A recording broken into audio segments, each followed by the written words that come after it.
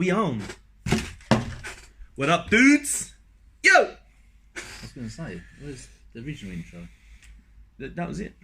That was it, Ben. You changed it. You was like, what's up, dudes? Yo! The top 3 old school delt movements that you aren't doing, but should be.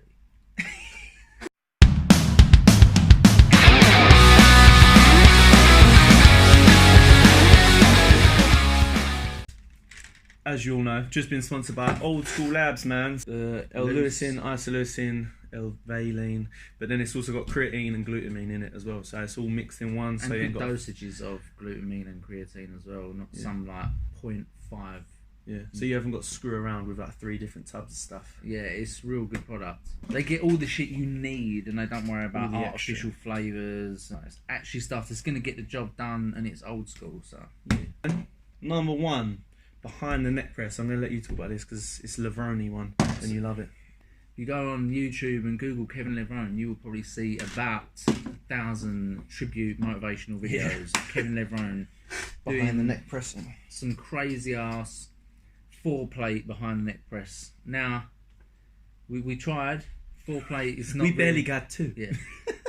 I think the reason that you don't see this done so much anymore is because there was a lot of stigma about putting doing behind the neck movements because it's going to fuck your shoulder up, right?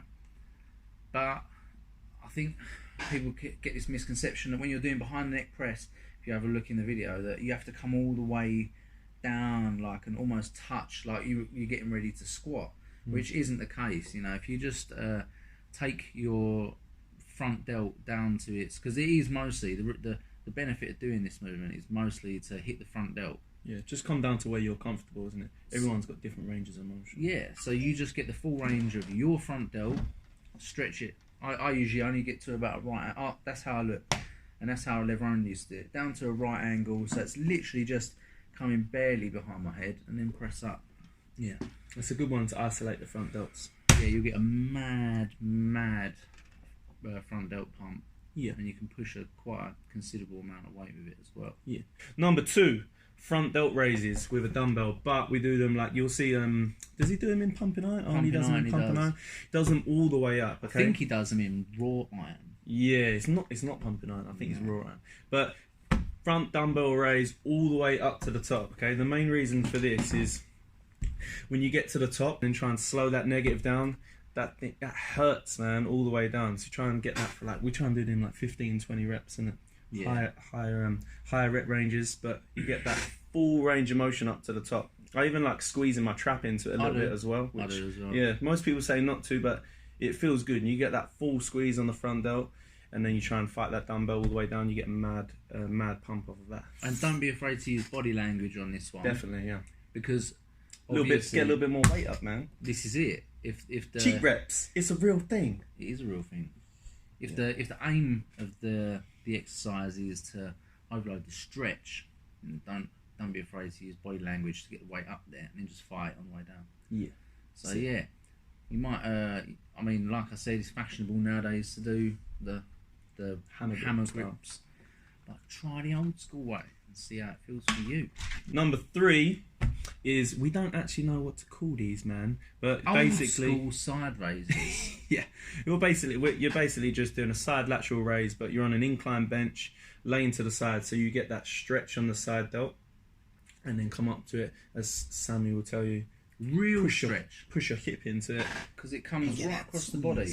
You're getting it right across the body, right? So you get literally the deepest stretch that you can get, which you don't get on a normal side lateral raise. You don't get, no, because you're only bringing it down to the midline. Yeah.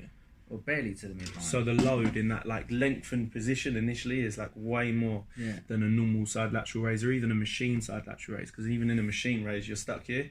You don't get to use your front delt from its lengthened position, which is like across your body. Exactly. So I think that's the benefit with that one. And then it's the same as the front delts, and it's like that negative on the way down. Yeah, so you guys out there that love your full range, you'll love this one. Because it is the fullest range of the side delt that you can possibly do. But we did do this after 2 mad rounds of like pyramid sets on side delts. So we got the pump there first on the heavy stuff. So don't hate on us for doing them with 5s. Yeah, you can't really go too heavy on these anyway because you kind of like fall off the bench and like that. So Do your heavy side laterals. Yeah, quick rundown of the method is so very much like the front delt raised earlier. You're using body language to get it up. You get that peak squeeze at the top of the movement, and to do this, when you come up, because obviously now you're laying on an angle, an incline, you actually use your hip, like John said, to push forward with your hip, and you almost just extend Get that contraction. your arms just to get the contraction at the top, and then just fight it all the way down across your body. Oh, you dudes out there doing cuff raises, trying to get that full contraction in the shortened position. It's all cool, but they were doing the old school way, man. They were doing it back then. They were doing fully lengthened, full contraction. All right, it might not be the same tension, but by the way we put our hip into it, we create the tension with our body. Okay, and that's what old school training is about. Old school mentality is doing all the stuff that guys are doing now, but just using your body to make the angles and make the tension. That's it. So that's going to finish off the video. These are our 3 top old school shoulder exercises. Hope you enjoyed it. Don't forget to like, share and subscribe. Don't forget to support OSL. Yep. And as always, keep it old school, man.